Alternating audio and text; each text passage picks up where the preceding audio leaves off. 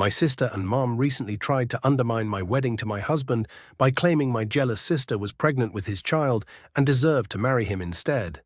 So I'm feeling a bit overwhelmed by the situation and could really use some reassurance that I'm not in the wrong here. I haven't spoken to my mum and sister in 4 years since my dad passed away. Growing up, my mum always favored my sister, and it really hurt me. After I graduated high school and moved away for college, I decided to cut ties with them. The only time I went back home was to see my dad, and once he was gone, I didn't feel any reason to stay connected with my mom and sister. Honestly, it felt like a relief to distance myself, and I don't think they missed me much either. About a year after cutting them out, I started dating my now fiancé. We got engaged a few months ago, but we only announced it a few weeks back. As soon as we did, my mum and sister reached out, and I can't help but think it's out of jealousy. My fiancé is the CFO of a successful IT firm and will inherit the company when his dad retires. While I appreciate his success, it's not what matters most to me. I just want to make sure I'm not the villain in this situation. I love my fiancé for who he is, not for his wealth. Unfortunately, I can't say the same for my sister. A few days after we announced our engagement and sent out wedding invitations, my mother and sister suddenly emailed me, insisting we meet urgently. I was busy, so I invited them over, and luckily both my fiancé and I were home when they arrived. I assumed they wanted to apologize for their past behavior now that I was marrying into a wealthy family. Instead, they started blackmailing us. My sister claimed she was pregnant and suggested it might be my fiancé's child. She threatened to expose him unless I stepped aside and let her marry him. I immediately knew it was nonsense. I doubted she was even pregnant. However, my mother showed me some reports confirming she was a few weeks along, though she had no proof it was my fiancé's child and refused to take a paternity test. I told her she could keep lying, but it wouldn't change the truth. I knew my fiancé had always been faithful. What shocked me more was when my mum and sister said it didn't matter if the baby was his or not. They just needed to imply there was something between them. If they posted about the scandal on social media, it would spread like wildfire and tarnish our reputation. This made me realize that even without proof, they could easily fabricate screenshots. If they took to social media, people would jump on it without verifying the facts, and it would undoubtedly impact my fiancé's family, as rumors and scandals attract attention. At the time, my fiancé was furious about their blackmail attempts and shouted at them to leave our home. I knew, though, that this wasn't over. After they left, my sister sent me an email urging me to change my fiancé's mind, warning that a trial would drag his reputation through the mud. I wasn't scared. I knew they had nothing on us. This was a desperate bid for attention or maybe money. Still, I didn't want her to post anything, so I suggested to my fiancé that he cool down. I had a better plan than going to court. After some discussion, I convinced him not to contact his lawyer and to handle things my way. This involved more than just a legal battle. I wanted to inflict real damage, not just settle out of court. I knew that if we took it public, my father-in-law would want to avoid a prolonged fight. For too long, the thought of something like this attracting media attention and negative publicity made him uneasy. He wanted to resolve it quickly. I explained this to my fiancé, and he eventually understood my perspective. If we wanted to teach them a lesson, there were far better ways to do it without risking our reputation. I realized that if she was genuinely pregnant, someone must have fathered the child. My task was to track that person down. It took several weeks of digging deeper than I expected, since this was a well-kept secret. Ultimately, I uncovered the identity of the baby's real father, and I'll share that soon. I just needed to keep my mother and sister at bay during this time and work with my fiancé to plan something significant. It frustrated me that after 4 years of no contact, they were still targeting me. I figured out they were desperate for money and wanted to take my place in our family. I had heard that my mom and sister had been living extravagantly for the past couple of years, quickly burning through the inheritance my father left them. My sister had even developed a gambling addiction, leading them to sell our house and move into a small apartment. It was clear why they were so envious of me and resorted to blackmail. They thought I would pay them off to keep quiet. But there was no way I would let her take my place. The wedding situation was utterly absurd. Clearly they hadn't thought it through. I managed to uncover the truth and decided to invite her friends and a few family members to an event I hosted 2 days ago for a big reveal. Her plan had been to humiliate me and my fiancé to ruin our reputation for her own gain. Now it was my turn to turn the tables. A couple of days earlier, I emailed her, stating that if what she claimed was true, I didn't want to marry my fiancé anyway. I told her she would take my place at the wedding. She was shocked and tried to talk me out of it, offering to accept child support until her baby turned 18, insisting I didn't need to give up my relationship because she would stay away. I reminded her that I had already sent her a wedding gown and she would be attending my wedding. She deserved that. She couldn't back out without admitting the truth about bluffing regarding the baby, which would unravel her entire scheme. Ultimately, she agreed, probably thinking it was a win-win since she'd still get to marry a wealthy guy. Despite the short notice, I managed to find a venue thanks to my fiancé's connections. I skipped catering and decorations, focusing solely on the event itself. I didn't think it would be necessary for my plans, but my sister showed up with my mom in the wedding dress I had sent her. She looked surprised to see me and my fiancé, along with a bunch of her friends and relatives, all looking quite confused. I hadn't shared the reason for the gathering, just that it was important for everyone to be there. Most of them showed up when my sister finally arrived. I took her up to the stage that had been set up and began to explain how this whole situation unfolded. People looked shocked as they realized what was happening. I could feel my sister trying to escape, but I held on tight. I continued speaking, and when the moment was right, I invited my special guest to join me on stage, and he gladly accepted. Now I can finally reveal who the father of the baby is. Everyone at the so-called fake wedding was in for a surprise. It was my sister's 56-year-old ex-boss from her previous job. She had quit recently due to hostility from co-workers when they found out about her relationship with their married boss. After discovering she was pregnant, she decided to keep the baby. She had also asked her boss to sign a contract for child support, promising to keep everything private. If he didn't comply, she threatened to expose the truth, which would jeopardize his job. Out of fear of losing his position, he agreed to her terms. He was in love with her and ready to leave his wife for her. He had even confided in her, and she promised to think it over, but all she could focus on was the pregnancy. When I discovered who the father of the baby was, I approached him to share the truth. He was disappointed, but quickly agreed to join me in my plan to humiliate her. As we explained everything to the guests, laughter erupted. It backfired spectacularly. I could tell she felt utterly foolish in that wedding dress beside my fiancé in shorts. She should have realized this wedding wasn't happening and made a run for it, but she was too naive to see it coming. Once she left, most guests cleared out, realizing this was all a setup to teach my sister a lesson. Some even congratulated me, believing no one should think they could get away with such behavior. I felt a surge of pride for orchestrating it without letting her tarnish my fiancé's family's reputation.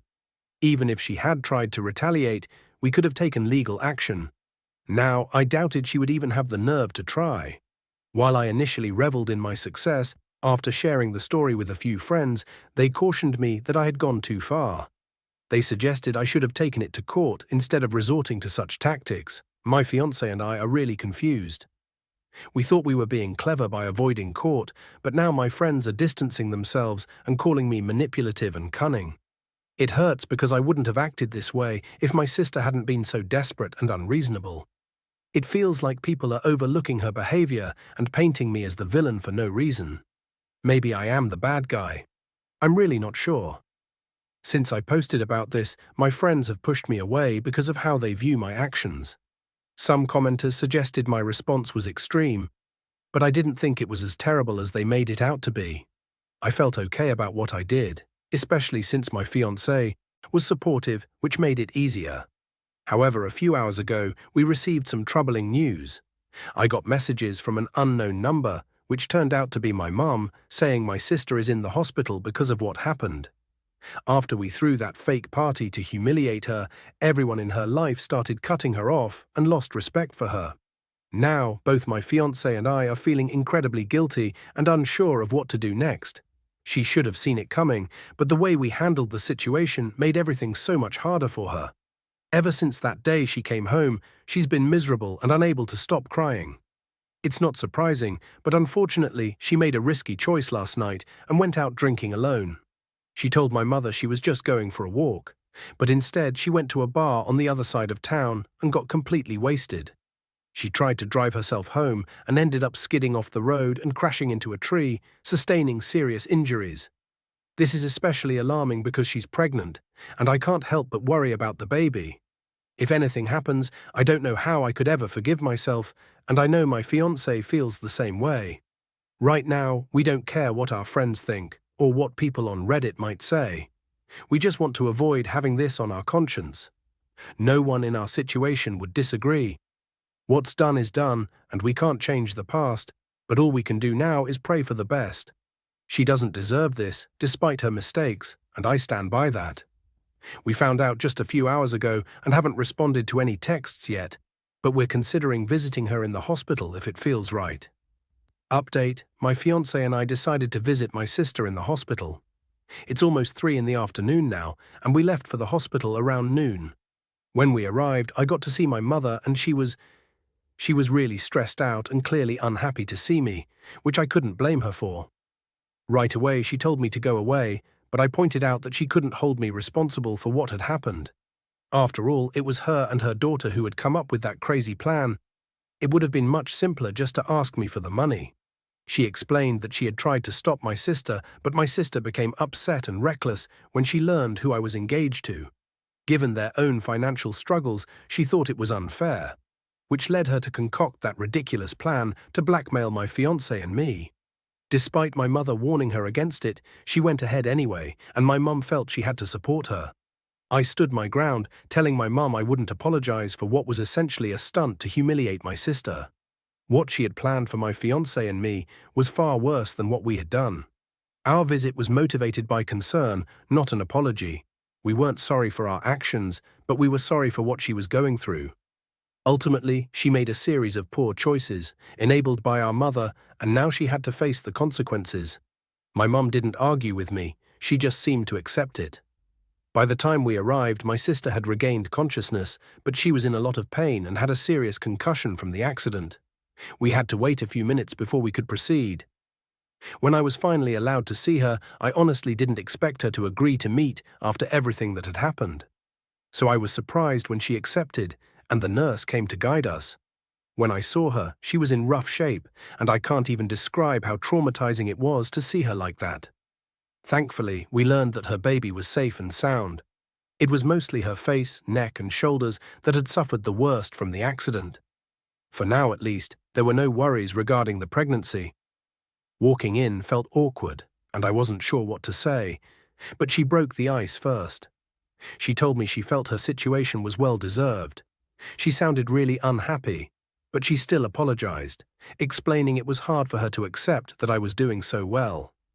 She had always thought she would be living the life I had now, but instead she was single, pregnant, unemployed, and going broke.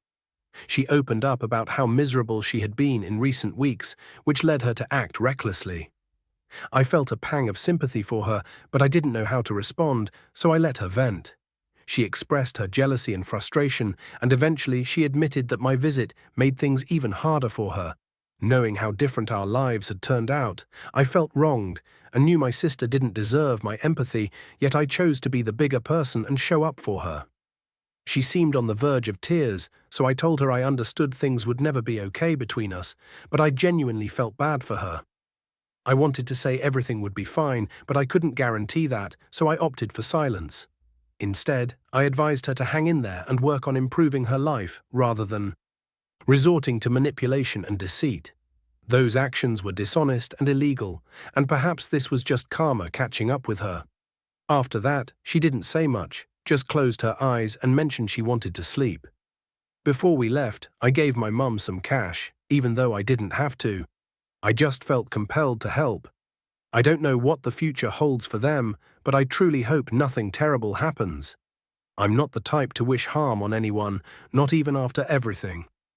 Update 3.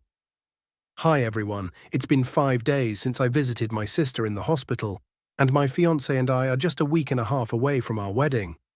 Just to clarify, this is a real wedding. So far, only our friends knew about what happened with my sister, and we hadn't informed his family to avoid adding stress. Today we decided it was time to let them know, especially since many of our friends have declined to attend. His parents are bound to notice when they see so many friends missing on our big day. Since we were missing something important, we decided to address it today. We invited them over for lunch, explained everything, and braced ourselves for their reaction. We thought they might be upset about how we handled the situation, which was admittedly juvenile and risky. But to our surprise, they understood. They said we had acted thoughtfully and that our reasons for avoiding court, concerns about our family's reputation, were valid. They appreciated that our hearts were in the right place. Even though I had some personal issues with my sister, wanting to get back at her for what she'd done, I realized it wasn't wrong in this case. She had been trying to undermine me, and her plan had backfired. I felt no guilt about it. If my friends couldn't see that, that was on them. At least I had saved my sister from the burden of legal fees, allowing her to avoid all that hassle. After our discussion, it became clear they were okay with everything that had happened. We then talked about my sister's recent accident. My mother reached out to me yesterday to say that my sister had been discharged from the hospital and was back home. She thanked me for the financial help and expressed her gratitude for my support, despite our differences. I had been considering sending more money since I could afford it and knew they needed it. I asked my in-laws for their thoughts, and they agreed it was a great idea. They reminded me that just because my sister and her family had acted poorly didn't mean I should stop being supportive. I've decided to help my mum and sister, even if it means going against what others think. If helping them makes me feel better, then I'm all for it. I plan to send more money to support them from a distance, hoping my sister recovers soon. I won't have direct contact with them, as I feel that's best for me right now. Regarding my choices, I know not everyone agrees with my decision to help them. Many believe I should just leave them to figure things out on their own. But that's not who I am. I wish I could be that detached, but it's just not in my nature. If it were up to me, I probably wouldn't have visited my sister in the hospital, which would have made things easier in the past. I've made my decision, and I hope people can see that life isn't just about revenge. There's a lot of grey in between. I don't expect everyone to agree with me, but I hope for some respect regarding my choice.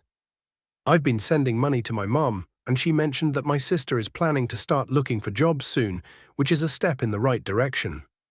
They said they would start paying me back once they had a steady income, and I was okay with that. They apologized again and expressed their gratitude for everything I had done for them. They really wanted to mend our relationship, and while I told them I'd think about it, I haven't made a decision yet since I've been busy planning my wedding. Speaking of which, my fiancé and I just got married, and we couldn't be happier. It's only been 2 days, but I already feel like a completely new person. Calling him my husband fills me with joy. While some friends couldn't make it, my best friend and his closest friends were there, and that meant the world to us.